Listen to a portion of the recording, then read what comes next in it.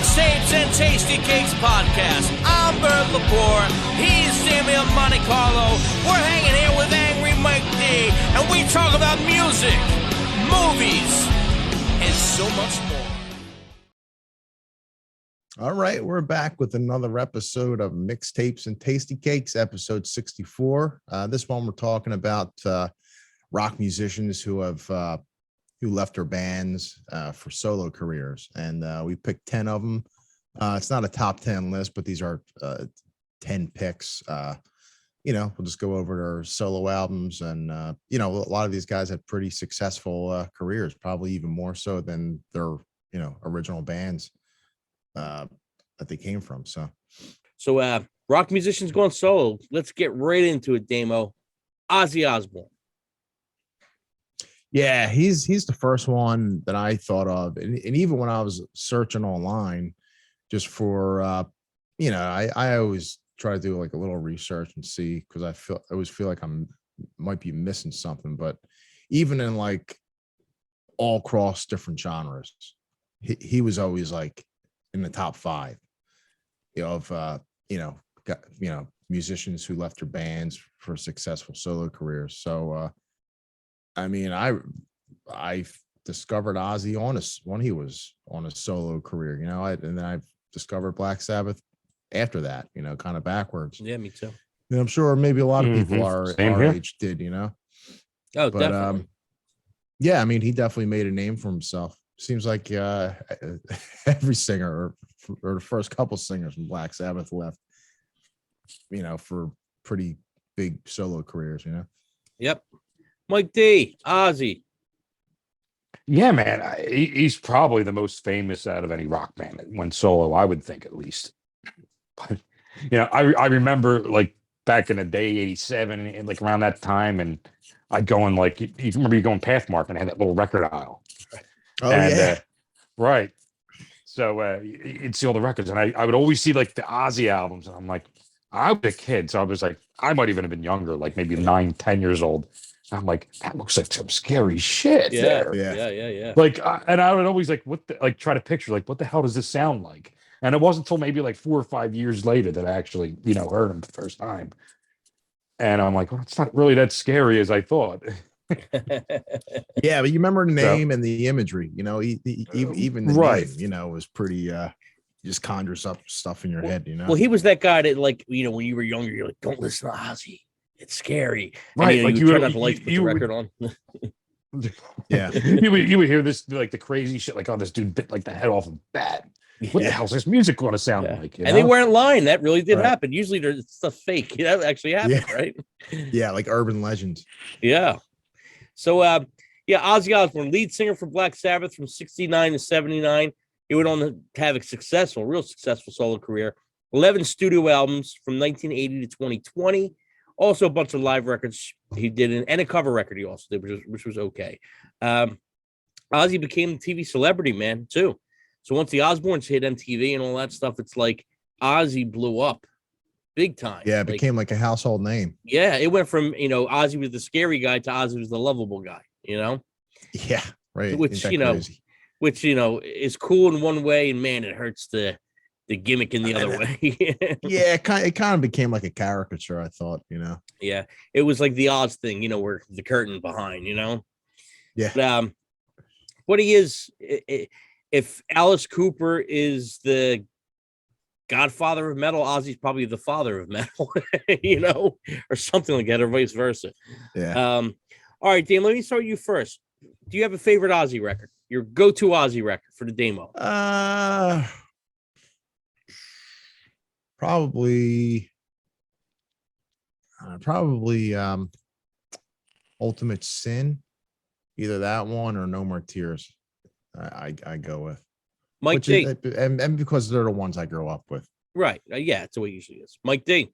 It's tough. I'd like to say the Ultimate Sin, but I've grown to actually not like it as much as I really first did. I mean, it changes so much, but it's got to be Blizzard. I mean, yeah, it's tough for me. It's got to be. That's when we did our show with the top Ozzy albums. That was one. But I'm going to go with the number 2 record. I'm going to go with Diary of a Madman. It's close.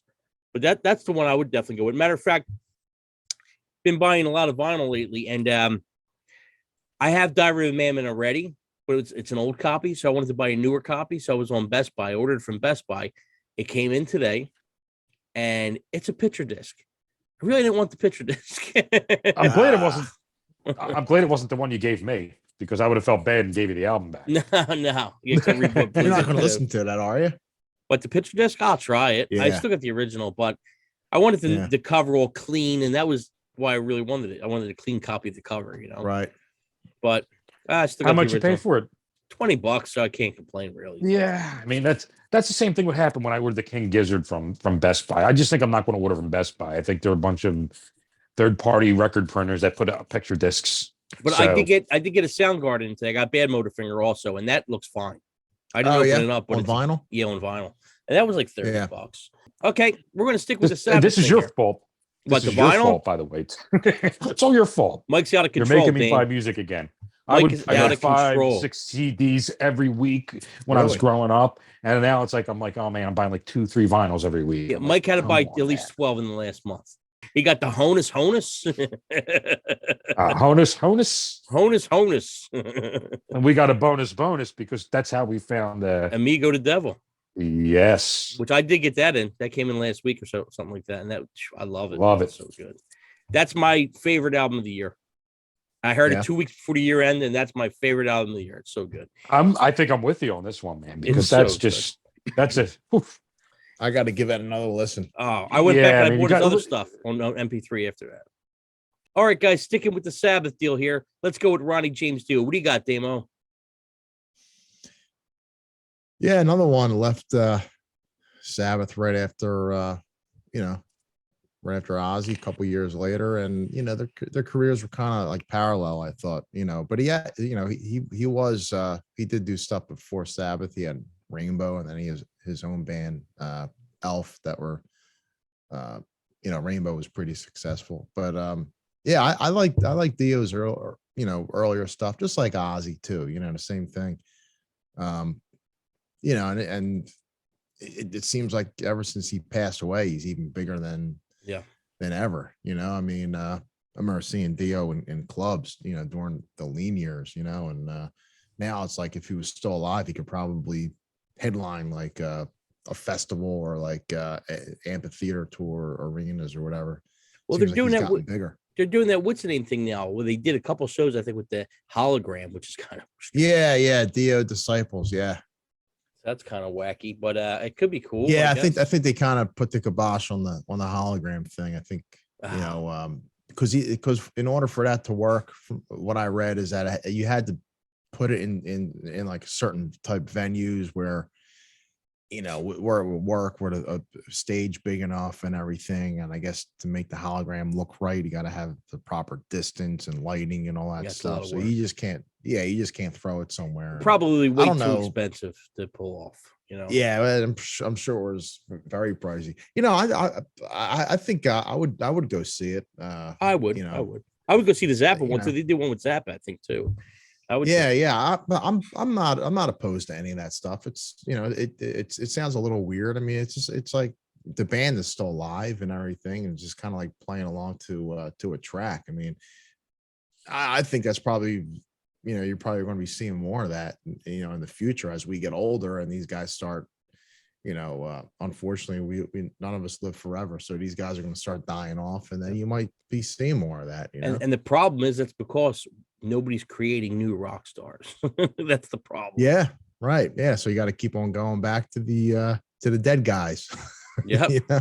With tribute bands, and you've seen tribute bands playing like House of Blues venues and stuff. Dude, like, they play bigger really places than we would play. It's crazy. It's crazy. Yeah, it is. It is nuts. I mean, the Dio thing I think is better than a tribute band. At least you're getting you got guys who played with the original performer, and it's different. It's different. No, I have nothing against the tribute bands at all. I mean, I like a lot of them, but at the same time, it's just like it's just they get big shows, man. They get big shows. Yeah. Mike D, what do you got on Ronnie James Dio? Love Dio, man. It was funny because I used to think he was British. Yeah, me too. Like for the longest time too, like maybe like 15 years ago, I found out. Wow. Yeah. Yeah, I mean, you know, my our buddy Frank Meatball, his father was like a Dio fan, and he would always tell me how he would meet up with Dio and everything like that. Mhm. And I was talking with him one day, and I'm like, Frank, I'm like, since you're going to go see him, I was like, and not just in concert, like, you know, to hang with him. So I was like, can you get my tape autograph? So I was a kid. I was maybe like 15, 16 years old. He's like, yeah, sure. And he comes back the next day. He gives me the tape. It's autographed by Ronnie James Dio. And I can't make out who the other autograph is. I forget who he told me it was on the album. But yeah, man, I got an autographed Dream Evil tape. Wow. That's funny. Cassette tape. Yeah. Yeah. The Black Sabbath pizza. Got to go to Frankie Meatball. You got to go to his episode with the Black Sabbath pizza. Good episode. Yep. You can find him on YouTube also. Mm-hmm. Yeah, Dio, man. What a great singer. Lead singer for Rainbow from 75 to 78, recorded 3 albums with them, which of course was with Richie Blackmore. After he left Rainbow, joined Black Sabbath from 79 to 82, but then again he rejoined in 92 for the Dehumanizer record. And then he kind of was with Sabbath again. They were just called Heaven and Hell, probably because Sabbath went in the Hall of Fame. So they just called it Heaven and Hell, which was a great. Sharon wouldn't let them. Oh, really? Yeah. Wow. Yeah, she's a freaking bitch. Yeah, no, Creepo. She won't let them, and they're not allowed to use that. Like Tony Iommi, he can't form like another Black Sabbath without Ozzy. Right. Hmm. Well, So you know what's crazy? And even though I prefer the Ozzy version a little bit more, Tony Iommi was the guy that carried that flag forever. Mhm. So when everybody left, it was still Tony. Tony was still there. Yeah. So Tony should definitely have some leverage. I would think. You know, it's just weird. It's just weird. Yeah, and the laws of signature, though. You know how that goes. Well, Mhm. Ozzy's more famous. Ozzy's the money. Yeah, so he went solo around 83 and released 10 studio albums. Dio's got a nice batch of studio records. And I didn't realize he had that many. Wow. yeah, from Yeah. like 83 to 2004. 10 records, a bunch of live records, and he loved doing stuff from Philly, man. I know he's got a live record or 2 from Philly. I think yeah, he's Intermission. got a couple of them. Intermission, 2 or I know 3. was one. Well, the videos that he put out, Oh, the home VHS video, stuff, yeah. he put out like definitely 2 that were filmed here. Wow. Yeah, I would love to know, hear him talk about that. I'll have to Yeah. look on the YouTubes and see if we can find anything. It was always on one that. of his. Yeah, he said it was always one of his favorite cities to play. So I would say Dio was definitely successful on his own, especially in the early days. With Holy Diver, Last in Line. Great musicians played with him, Vivian Campbell. I mean, a ton of great musicians. Craig Goldie. Remember Craig Goldie? I think he played with him too at one point. Favorite record from Dio, Damo? I don't know. It's tough. Probably either Last in Line or Holy Diver, I think. Yeah, they're the 2. Yeah, maybe Last in Line. They're the 2, definitely. Mike D? I'm going with Holy Diver. I'm sorry. I'm at Dream Evil. Jesus Christ. Dream Evil. The signature. Going I for do Dream like. Evil. I do like Holy Diver, but yeah, Dream Evil, man. You're That gonna was go with all the fools sailed away and good song. Dream Evil. Which King of Rock and Roll's on that, right? I think. Yeah, I think that is. Yeah, I think Or that is. Sacred Heart. I forget which one. Was that on that? Was it on King of Sacred Rock Heart or and was it on? Sacred Heart. Well, I'm going to go with Holy Diver. I'm The, going to go with Holy Diver, but it's close. Last in Line is such a good record, also. But Holy Diver's got Rainbow in the Dark on it. Yeah, Sacred Heart that was on. that was on Sacred Heart. Yeah, Holy Mhm. Diver's got Rainbow in the Dark on it, and Holy Diver. So I'm going to go with that one. Was Don't Talk to Strangers on that one also? Mm-hmm. Yeah, the whole album front to back is great. I'm going Holy Diver, but Last in Line is a close second. All right, Yeah. guys, moving on to the next one. Diamond David Leeroth. What do you got there, Demo? Yeah, he was, you can't deny he's probably one of the greatest frontmen of all time. And when he left the band, his first album, well, he put out the EP first with California Girls and Just Gigolo, and then he put out the first album with Steve Vai and Billy Sheehan, Eat 'Em and Smile, and I thought that was great. And then it just got like progressively worse after that. I thought, the one after that, what's Skyscraper. Skyscraper. was That was decent. kind of like, That it was was like good. really, I like really Skyscraper. poppy. Me too. A lot of keyboards, man. A lot of keyboards. Yeah. And then like your filthy The mouth one- little ain't enough. That's when it got a little. Yeah. It was spotty after that. Yeah. Very, very You know what spotty. though? I went back and I listened to Skyscraper not too long ago, and it really it's not as bad as I thought it was going to be. Listening to it, like maybe for not hearing it after maybe 20 so years. So yeah, maybe I got to give another listen. It's not that bad, but it's definitely not one of my go-tos for Mike D, what do you got on Diamond Dave? Yeah, this was like when I started getting into rock music, and I didn't know shit about anything. You didn't have internet, and I didn't have MTV at the time, and I thought the radio kind of really didn't, play anything. And I heard about David Lee Roth. I didn't even know who he was at the time. So I went to the store and I picked up the Skyscraper tape, and I had no idea he was the singer for Van Halen. Oh wow! When I bought that, yeah. But yeah, that's pretty much my story on Van Halen. I mean, David Lee Roth. David Lee Roth. Bless you. David Lee Roth. Yeah, lead singer from Van Halen from 72 to 84. Van Halen 1 was released in 78, though. Dave's departure was after 1984. He eventually went back for the reunion in 2001. And I guess he was still technically in the band till Eddie passed. So they were still, I guess, doing stuff or hanging around kind of deal. They did one live record with him, too. So when they did the reunion, they did live in Japan. Did live in Japan also, yeah. So one studio record, one live record. Dave started solo career in 85, but he did say he's retiring now. He said he's throwing in his dancing shoes. So, yeah, but Dave was big, man. When California Girls came out, Just a Gigolo, and MTV played the shit out of it. I mean, he was all over. Remember Dave TV? Remember all that? And yeah, it was big. It was big. Yeah. I think he had a great solo career. Yeah, he was like beyond rock star. He was like a celebrity, Oh yeah, he was the rock star. He might be the greatest frontman of all time. You know, I'll definitely put him up there. He's up there. Classic He's raps, Mount Rushmore, for sure. Oh, absolutely. I would go with like greatest frontman. I would say Eddie Vedder. Very dynamic. I just want to see Damien's reaction when I said that. He just smiled. I knew you were fucking with me. Damo, favorite Dave solo record? Actually, he put out one.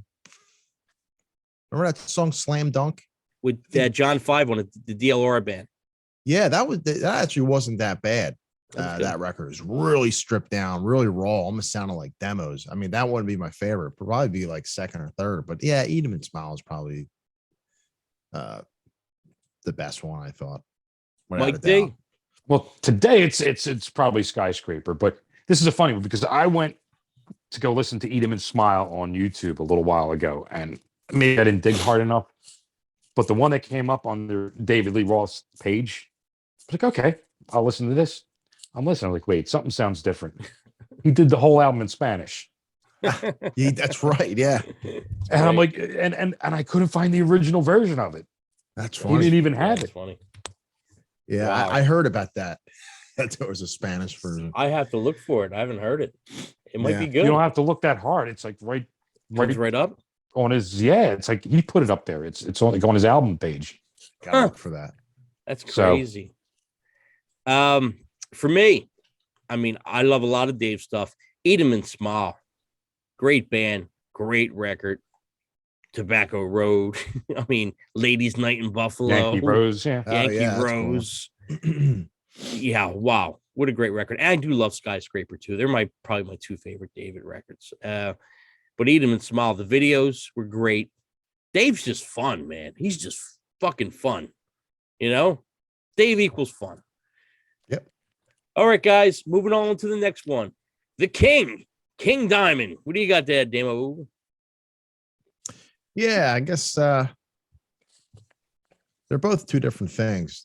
Merciful Fate and the King Diamond band. Merciful Fate was more kind of like stripped down metal, and I thought the King Diamond band was more like it was heavier and almost like kind of like progressive, like proggy at times. I thought Yeah, a little that's theatrical stuff going on. yeah. Very theatrical. I think it might have been a little more theatrical, more into the stage show. I kind of like Merciful Fate a little bit better, and then in the 90s he kind of like he did a reunion record, and then he just pretty much kept on doing both throughout the 90s. And I saw him with both, doing Merciful Fate, and the next year he would come back to a solo thing, and then they would keep on flip-flopping. But yeah, I really liked both bands, and again, is another one I kind of know him just from his name. Didn't even know about Merciful Fate until later. Kind of like the same deal with Ozzy. Mike D, what do you got on King Diamond? Yeah, this is one artist like I really want to like him. I really do, and I really try every so often, and I just can't get into him. Like it's like when I hear King Diamond, it's like really it's painful for me. It's like, and I keep going back every so many years to try it again. It just don't work, and I still get that same pain. I can't do it anymore. How about Merciful Fate? You try with them, because I think it's a little bit. I don't know too much of Merciful Fate. It's like I never really ventured back into that. I wasn't really a big. I think I heard King Diamond first, and I really wasn't a big fan. So I was like, I never really even cared to. Yeah, but maybe I'll give it a shot. See what I think. You ever see the video with He-Man dancing to which song was it? Shit. You ever see that part? I did. I don't know what song it was though, but I do remember. It was funny though. Yeah, dude. I vaguely remember that. Now you're talking about it for some odd reason. Yeah. King Diamond, lead singer for Merciful Fate from 1980 to 1984, then reunited with them in 1992. And King, like Dame said, King pretty much did both things back and forth, which is great for a fan. It was great. He released 7 records with Merciful Fate and 12 studio albums under King Diamond, and a few live records. And of course, he did one from Philly, which was great. That was like the last thing he put out in the Fillmore. Great record too. And he's working on a new one. He's got a new one coming out that should have been out by now, but it's not out yet. But he put out a song so far, and it's pretty damn good. I'm a huge Merciful Fate and King Diamond fan. I like them both. I think he hit it on the head when Merciful Fate's a little more stripped down, and King Diamond stuff's a little more progressive. I don't think it's too different, but it's different enough. And the King Diamond stuff is very story oriented, which I'm a sucker for. So if you're a singer songwriter or a band that does like story stuff, I like it. So listen to a horror show or all like concept records. I love the concept records if they're good. Yeah. So I'm a big King fan. Damo, King Diamond solo record. Probably them. That's a good one. I'm scared to ask. Mike D, King Diamond solo record. You're gonna pass? Yeah, I can't even answer that. Yeah, I can't answer that. It's a fair answer. For me, my favorite King Diamond record is The Eye. I absolutely love it. It's one of my favorite records. It's so good. Dame, have you ever listened to The Eye? Yeah. I love it, man. It's just so good. That's the one for me. All right, guys, moving on to the next iconic singer, Alice Cooper. What you got, Damo? Yeah, I think most casual fans just probably think it's the same thing, but because it's the same name, but there is a huge difference if you get into his catalog and really get into it. The original Alice Cooper band from like the late 60s to like mid 70s was something totally different, and then Welcome to My Nightmare was like his solo record, and that he just kind of like stuck with that formula from there on out. But I prefer the original band stuff. I thought that was like the best, the best stuff that he ever did, and it's kind of like really, really hard to top, And I guess like the same could be said with like a lot of bands. It's like, David Lee Roth solo stuff better than Van Halen? Absolutely not. Right. But he definitely put out a lot more, way more material on his, solo band than he did with the original band. But it's just what I prefer. There's some stuff that I like though. Cool. Mike D, Alice Cooper. You're blowing my mind because I didn't even know there was two separate things, really. See? So did not know that. And not that I'm not a fan of Alice Cooper, but I'm sort of just getting into him now, which is a little bit strange. No, that's good. I got to tell him wait. Me too. I only knew like the stuff of his from like the late 80s, like the Hey Stupid, Feed My Frankenstein. Right. And the School's Out, you hear that on the radio. So that was really about my contact with Alice Cooper right there. But yeah. And now that I'm going back and listening to the older stuff, I'm like, wow, this is pretty good stuff here. Yeah. But I didn't know there was two different incarnations of it. Yeah, it was called the Alice Cooper Band, and then eventually, I guess, right before Welcome to the Nightmare came out, they kind of disbanded, and then he just went on by himself and kept the name. Right. Because I was always under the impression that he wasn't Alice Cooper, it was the band, and then he just kind of adopted the moniker. I sort of like that, right? I don't know. I don't know what came first. I mean, I think he was always known as that. He got the name from like a witch or something. Right. It was like a witch or something. And they just decided to call the band that, I guess. I think he came up with the name first. I don't know. But the first two records, I think, were produced by Frank Zappa. And they're way different. The first two albums that came out in like 68 and 69 or something, and way different. Like strange. Give me a little strange. like Pretty's for You. I think Pretty for You was the first one. Yeah. Zappa got them signed, I believe, right?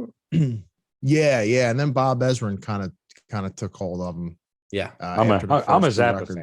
So like, you think it's in that kind of range? Like, it's out there. Yeah, I mean, it's out there. It's definitely different than like the stuff, the Bob Ezrin stuff, which I liked. Yeah, the Bob Ezrin stuff was more organized. I don't want to say mainstream, but it was more. It was more School's Out and that stuff. Under My Wheels. That's all the Bob Ezrin stuff. Salacious Dumb. Show Salacious Dumb. Show him. Where's he at, Mike? Where's Salacious at? Salacious Dumb. What's up, Penny Girl? She's bad. What's up, Penny Good Girl? tonight. Yeah. Look at her. Shoo. So, Alice Cooper. First Alice Cooper band record was released in 69. They were together till 74, releasing 7 studio albums, and they're all pretty damn good. I prefer the ones with Ezra, definitely. Cooper began his solo career in 75, and he's released 21 studio albums and numerous live records, and Alice is still putting stuff out. He just put out a record a couple months ago called Detroit Stories. And man, that guy him or Ozzy, it's a marathon. I don't know, or I don't know who's gonna win that race, but he's still putting stuff out every couple years. And I love most of Alice's stuff. I really do. And so I'm gonna go with Damo. What's your favorite Alice Cooper, not band, Alice Cooper solo record? Probably Trash. It's a good one. A lot of hits off that one. A lot of hits off that one. Mike D. It's tough. I mean, I don't know. I'm just getting into them, so it's kind of really hard for me to even say what's my favorite right now. So maybe $1 Billion Babies, which would be the Alice Cooper band. That's actually the Alice Cooper band. Oh, okay. But that's probably my favorite record out of everything he's done. Okay, so I remember really liking that one. Yeah. For me, as far as the solo records go, I love the one before the new one, the Paranormal one. I love it. That's like my favorite Alice Cooper record right now. It's so good. Like, I like every song off of it. It's got a good mixture of old Alice and new Alice, I like pretty much every song. So that's my go-to record for Alice Cooper. Moving on to the next guy, Rob Zombie. What you got, Damo? Yeah, it's another one. Just pretty much the same formula as Alice Cooper. It's almost like, and I know it's like his idol too. It's almost like he saw what Alice Cooper did and he decided he wanted to do the same exact thing. because White Zombie and Rob Zombie, you could kind of see where it was headed and where it is. They're kind of the same though. Yeah. I mean, especially the second album from White Zombie was very, the blueprint for what Rob Zombie laid down afterwards. Right. Absolutely. But I kind of prefer the White Zombie than the Rob Zombie. The White Zombie was a little more. Actually, I thought it was way more campier.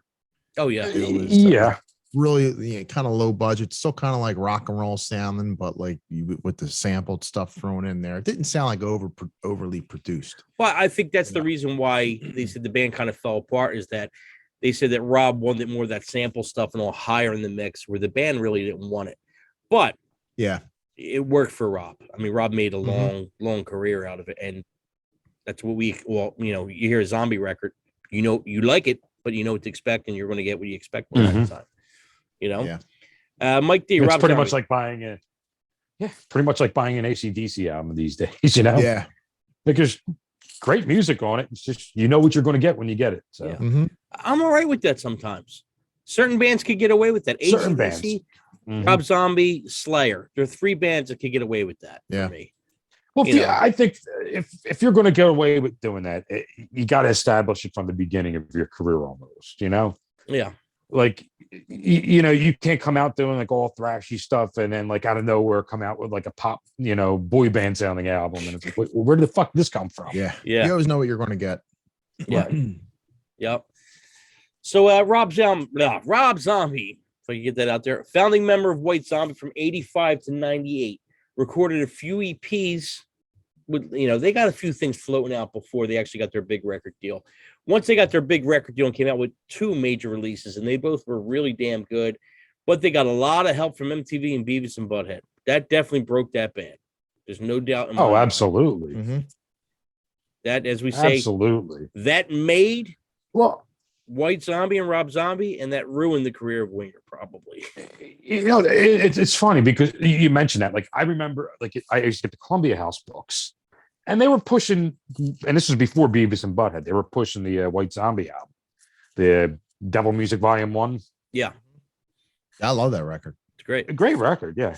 And I just remember the picture they put up, and Rob Zombie just looked like, I'm like, what the fuck? This guy looks like a fucking crazy heroin addict. Homeless guy or something. Yeah. Like, I'm like, it doesn't do nothing for me. Like, just by that, I was like, nah, I'll stay away from it. But like then when I heard, I'm like, this is totally different than what I thought.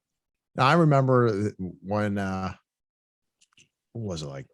What came first, Black Sunshine or the other one? Thunder. I want to say Black Sunshine. I think Black Sunshine might have been first. I think that came out first too. But whatever one was first, I remember it would pop on Headbangers Ball once in a while, and then I remember they were redoing the Headbangers Ball set. And Rob Zombie was doing all the artwork for it. So during the show, Ricky Rackman was hosting and Rob Zombie was doing all the artwork. And then, it was way before that broke, but I remember Ricky Rackman would say, oh yeah, and here we get, we're going to play a song from Rob's band, Black Sunshine or whatever. And I thought it was, even at that point, before they blew up, I thought it was really cool. But then it started... Then was like Beavis and Butthead, and then they like kind of blew up after that. Yeah, I mean, he's a total success story. I mean, besides music, he does films, and his films are pretty damn good. He's definitely got a lot of good stuff out. And the guy's pumping stuff out. And like I said, I never seen him live before, but anybody had seen him live said he was unbelievable live. The stage show. Yeah, he puts on a good show. Mm-hmm. But favorite solo Rob Zombie. What do you got, Damo? It's Hellbilly Deluxe. I mean, I honestly, I don't really know too much after that. Well, that's got Dragula on it. It's got Living Dead Girl. I love that record. Mm-hmm. That's a good one. Mike D. Yeah, I'm going with Damien on this one. I'm going to go too. Trifecta on this one. I'm going to go with the same thing. Yeah, all 3 of us pick Hellbilly Deluxe. Okay, guys, moving on to the next guy, iconic singer, Robert Plant. What do you got, Damo? Yeah, another one could be on the Mount Rushmore of frontmen, kind of like the prototypical lead rock singer, rock star. But a lot of people got that blueprint from him, yeah, I mean, he did his solo career not by his own choice. I mean, John Bonham died and the band kind of disbanded. But honestly, man, I'm not really digging his solo stuff. Not even really a big Zeppelin fan, which is kind of like blasphemous, I guess, for me to say that. But that's all right. I hate the Doors, so the only thing I remember is like Tall Cool One, like that video back in the day. And I know he does his stuff with Alison Krauss, which I think won like Grammy Awards a few years ago, which were pretty successful. But what's funny? My thing with the Tall Cool One, and you'll hear the Zeppelin samples in that song. Yeah, right. Mm-hmm. Yeah, I remember watching an interview with him when that came out, and he did it because all the rap stars back then were using Zeppelin samples. So he's like, you know what? I'm going to use Zeppelin samples too. Right? Sample himself. Yeah. Mm-hmm. Why not? Mike D, what do you got on Robert Plant's solo career? Yeah, I mean, it's nothing fantastic. It's definitely not as dynamic as Led Zeppelin. I mean, to me, I think he only really had one good album out, but I don't know. I mean, a lot of people like his stuff with Alison Krauss. I think that's how it's said, right? Mm-hmm. Yeah, is that her name? Pretty much what he does now. Mm-hmm. So I don't know. Couldn't get into that stuff really, but I don't know. The only one I could get into was probably Now and Zen. Right. Yep. Iconic lead singer for Led Zeppelin from 1966 to 1980. The band disbanded after Bonham's death, which was I guess that was 80. And then he began a solo career in 82 to the present time, released 11 studio records and records and tours with Alison Krauss. Can't say I don't like Robert Plant, but I have no interest in the solo stuff. I just can't get into it. Yeah, same here. I just can't get into it. So, I mean, hey, you got to give him credit though. He never did like a nostalgia kind of like, he never sold out. He never sold out. He never did. He always stayed true to his art. He never did like this tour we're playing all the Zeppelin classics. Right. And he could have got away with that. He could have got away with that. He could have, yeah. Mm-hmm. I mean, well, what front man has ever done that? Where they just said, we're gonna do all the, this album or this tour, we're playing all the classics. Everyone has done that, Yeah. But even when he does do some Zeppelin songs, he sprinkles them in, but they're like almost unrecognizable. Yeah. Well, I don't think he could hit that range anymore. No way. Nah, he definitely can't. He blew his voice out pretty young. Yeah. Yeah, he can't, which is probably the reason why he doesn't do it. But at the same time, it's like pretty admirable that he doesn't even try. I seriously doubt he could do the Immigrant Song. Yeah. Right. Okay, so I know for pretty much me and Dane, we're probably both going to say we really don't have a pick because we're just not interested. Mike D, do you have a favorite Robert Plant record?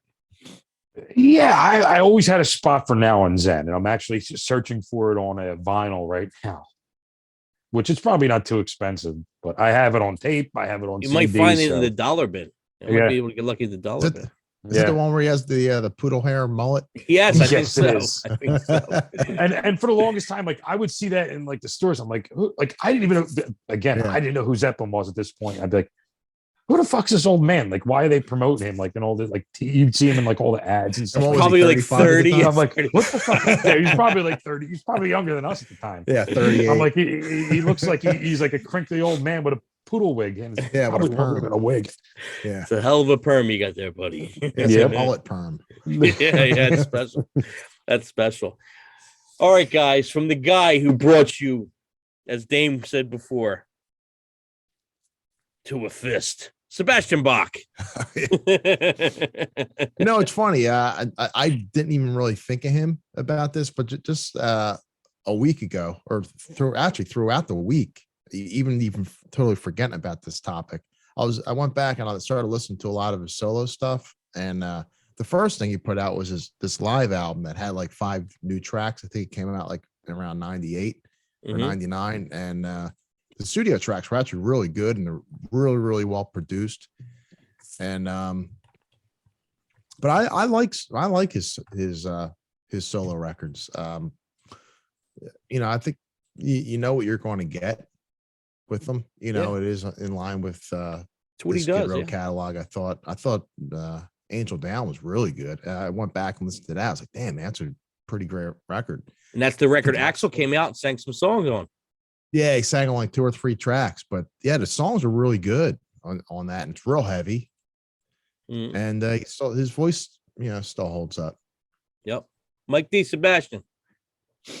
I mean, he definitely embodies heavy metal, rock and roll. You know, that's him. You know, and I wasn't like a huge Skid Row fan. I really like Slave to the Grind, and that was about it. And as far as the solo stuff, like, I don't know. I never really sat there and gave it a listen. I heard a few songs, all right, but never really maybe want to dive into, you know, checking more of it out. Yeah, for check out Angel Down. I Angel would Down's good. recommend that. It's That's probably the one. his best one, I thought. What is it? Angel Down. Angel Down. Okay. Sebastian Bach, dynamic singer from Skid Row from 87 to 96, released 3 studio records and 1 covers EP. Skid Row, the band. Then Bach went solo after that. I guess he pretty much got fired, and he released, like Dame said, he released the live record first, and then he released a couple studio records. And man, if you ever seen Sebastian Bach live, he's at least back in the day. I haven't seen him since Skid Row. They were the band, man. They came on first, and wow, if you were going on after Skid Row, you had to work. I did see them live open for Guns N' Roses. They were incredible. Unbelievable. Yeah, He's still a great performer. He's got some energy. Oh my, he still does. Yeah, he's up there on that list of frontmen. He's a great frontman. Great frontman. He really is, and he's man. I've seen them so many times, and every time I seen him, it was just high energy the whole time. I mean, I love Skid Row. I still love Skid Row. So, yeah, man, Sebastian, I think he did okay on his solo career. Didn't get that, you know, that big boost that, you know, you would hope for whatever reason. But the guy still could sing. People are still interested, and he's still fighting to get that Skid Row reunion somehow. But I don't think it's happening. Yeah, I don't think so. I don't think it's happening. All right, Damo, favorite Sebastian Bach solo record. Yeah, like I mentioned, I'll go with Angel Down. I think top to bottom is probably his best one. I'm gonna since Mike's got to listen to it yet, so I'm gonna agree with Dame.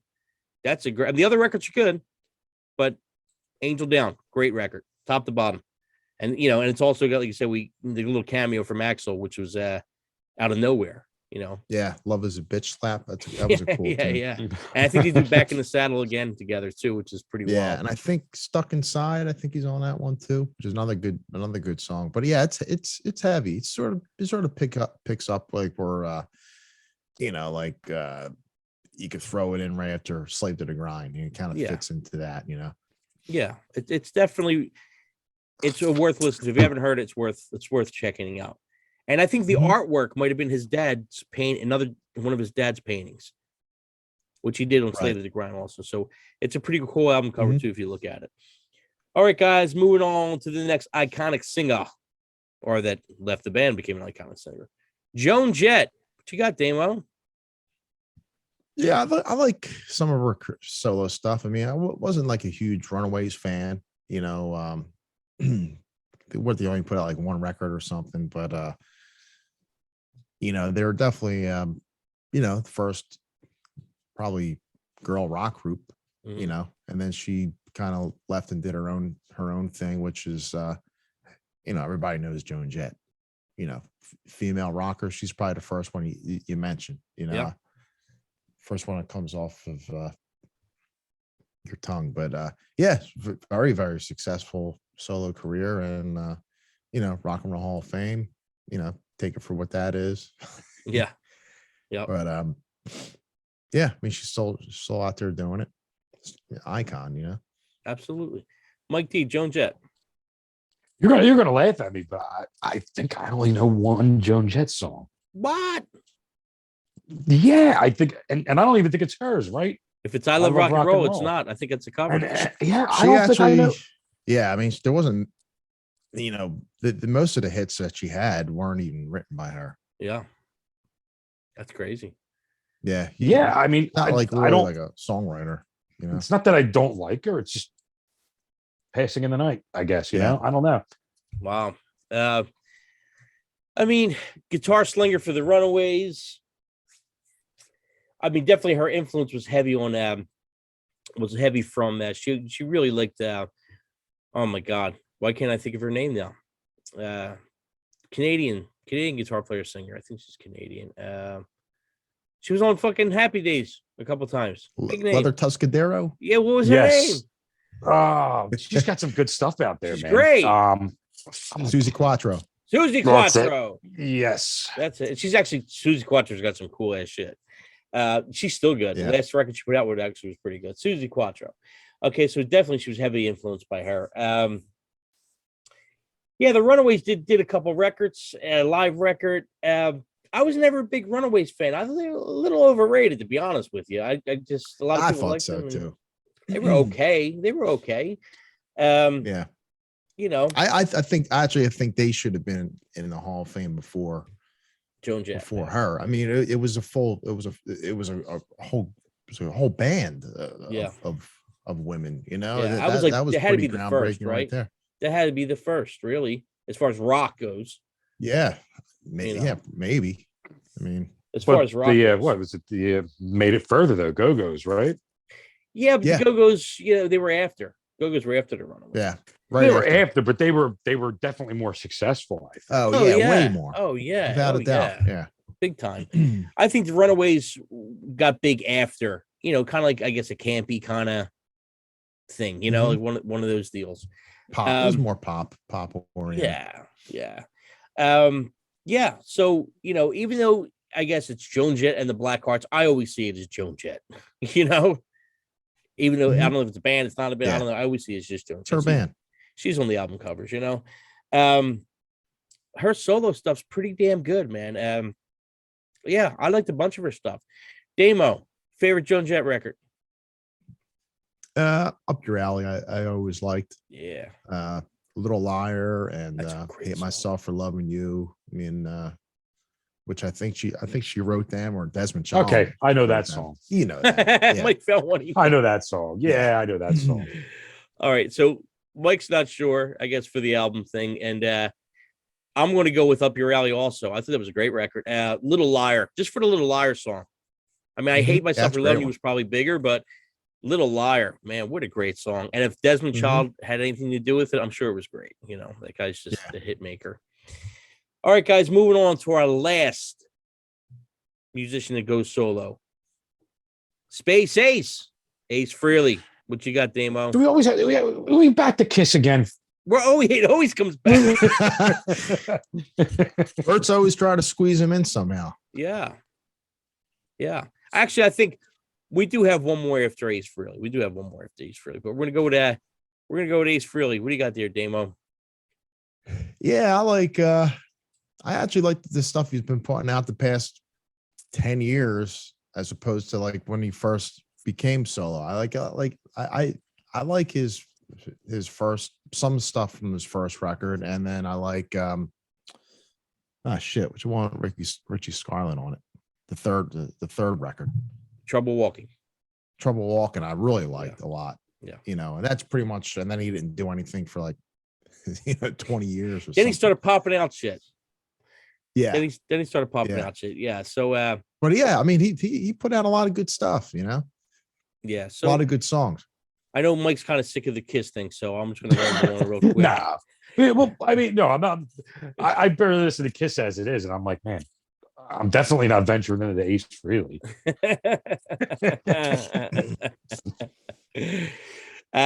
Ace, man, Ace is just one of those guys that people love. Ace, they just love Ace.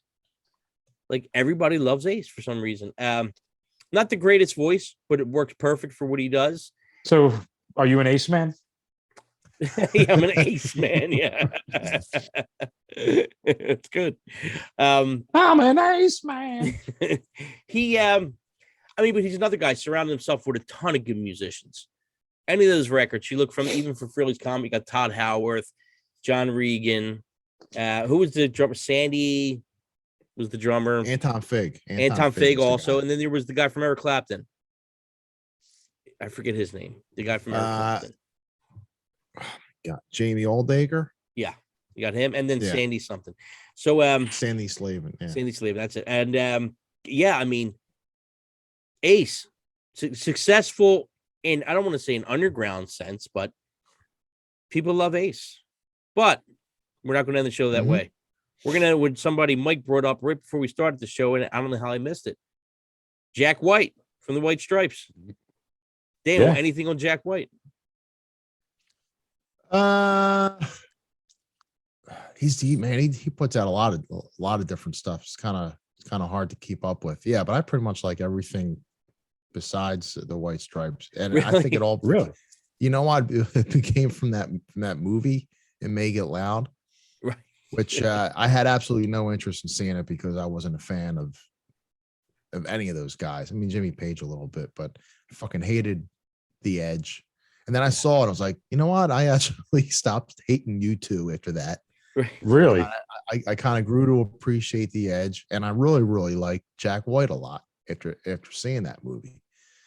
And dude, that guy he's just real creative, man. He gets all kinds of cool sounds out of these shitty guitars, and trying to think like the what is it, Rockin' Tours or something? I don't even know how to pronounce that.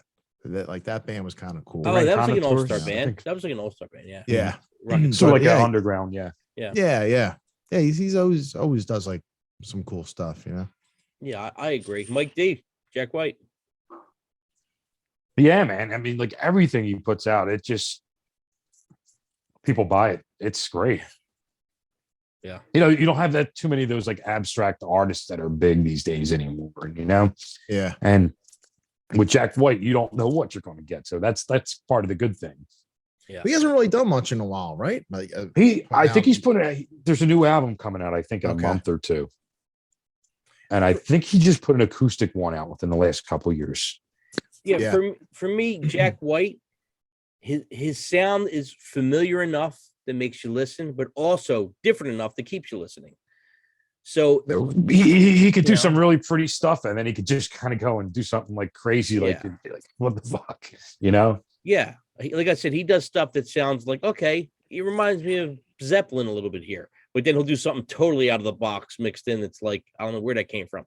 So it's familiar to keep you, to get you listening, and then familiar enough to keep you there, or creative enough to keep you there. Takes you to a new place. Yeah. I always like his guitar playing, his guitar sound and everything too. Oh yeah, he's great, man. He's great. So yeah, guys, that's our episode for this week. Mixtapes and Tasty Cakes. We'll see you next week.